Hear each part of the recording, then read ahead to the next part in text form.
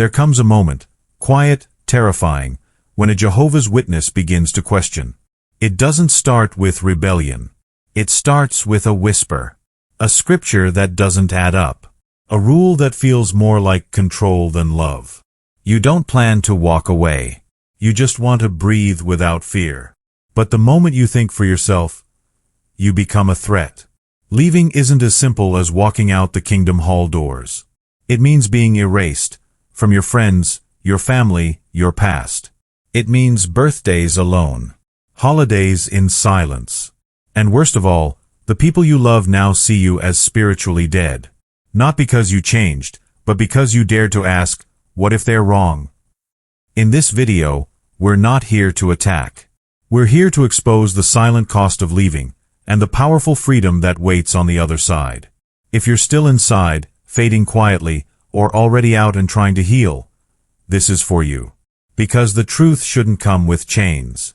Some people think leaving Jehovah's Witnesses is a choice, like switching churches or changing beliefs. But it's not. It's grief. It's mourning people who are still alive but will never speak to you again. It's looking at old photos and realizing they see you as an enemy now. Not because you harmed them, but because you walked away from the Watchtower. You'll second-guess yourself 1,000 times. You'll stare at your phone, hoping for a message that never comes.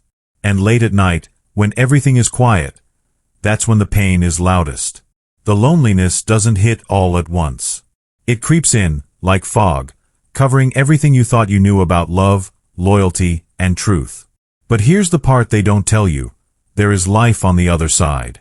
It doesn't come fast, and it doesn't come easy. But it's real. And it's yours. This video is not just about leaving. It's about surviving. About rebuilding. About finding your voice after years of silence. So take a deep breath, and let's begin. The psychological grip. They never put handcuffs on you. There's no physical prison. But the chains run deep, inside your thoughts, your fears, your identity. From the moment you're old enough to speak, you're told the world is wicked, that questioning is rebellion, and that everyone outside is part of Satan's system. Doubt isn't just discouraged, it's condemned. They use love as leverage. Acceptance comes with conditions. Your parents love you, but only if you stay spiritually strong. Your friends care about you, but only if you keep attending meetings. The moment you think for yourself, you feel that love being pulled away like a rug under your feet. Conditional affection is one of the cruelest weapons, and the Watchtower mastered it.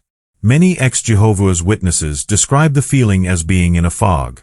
You don't realize how deep the programming goes until you try to live without it.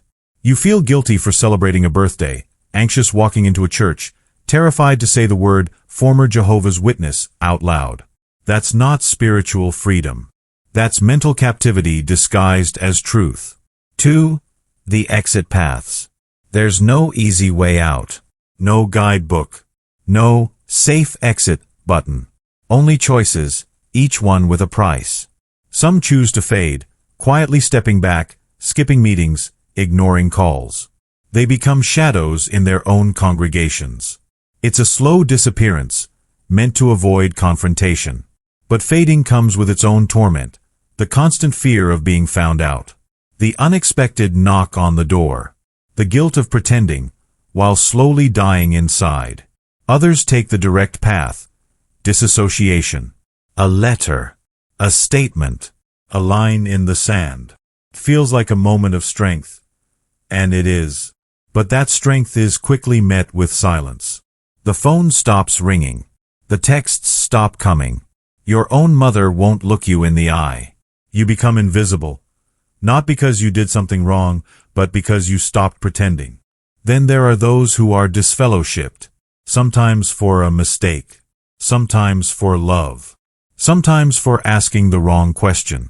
One day, you're giving talks at the Kingdom Hall. The next, you're treated like a ghost. No eye contact. No greetings. Just cold faces and turned backs.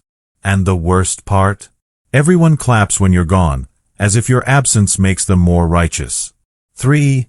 The emotional fallout. No one prepares you for the silence. Not just the silence of friends or family, but the silence inside your own mind. After years of constant meetings, study, service, and structure, everything suddenly stops. And what replaces it? Doubt. Grief. A haunting question. Was it all a lie? You feel like a stranger in your own life. Simple things, like birthdays, holidays, or making new friends, feel wrong. Not because they are wrong, but because you've been taught they are wicked. That inner voice, the one they trained for years, whispers shame even when you're free. It tells you you're lost, even when you're finally starting to find yourself. Then comes the loneliness. The kind that crawls into your bones. People you loved deeply now cross the street to avoid you. Your family prays for your destruction, believing it's an act of love. And you're left staring at a blank page, trying to figure out who you are without the Watchtower telling you what to think, who to trust, and how to live. 4. Rebuilding after the fall. Healing doesn't come all at once. There's no light switch that turns off the pain. Some days you'll feel strong, ready to rebuild, to rediscover, to reclaim your life. Other days, you'll feel like you made a mistake. Like maybe you were the problem. That's what high control groups do.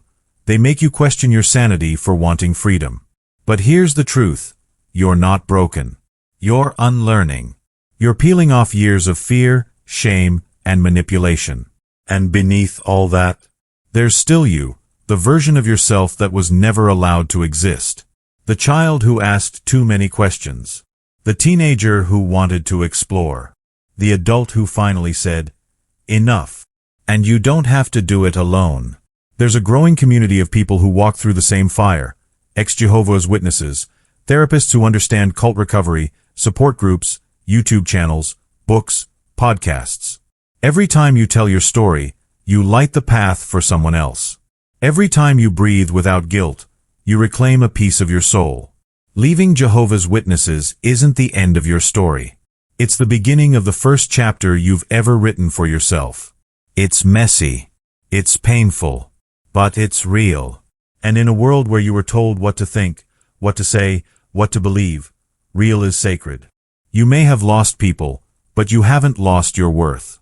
You may have walked away from the only life you ever knew, but that doesn't mean you're alone. Every day, thousands are waking up. Thousands are rebuilding.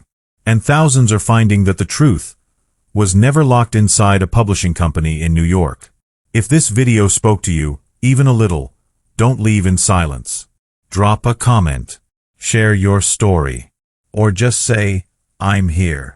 Because sometimes, knowing you're not the only one, is enough to keep going. And if you're still inside, still afraid, just know, freedom is waiting. And it's worth everything.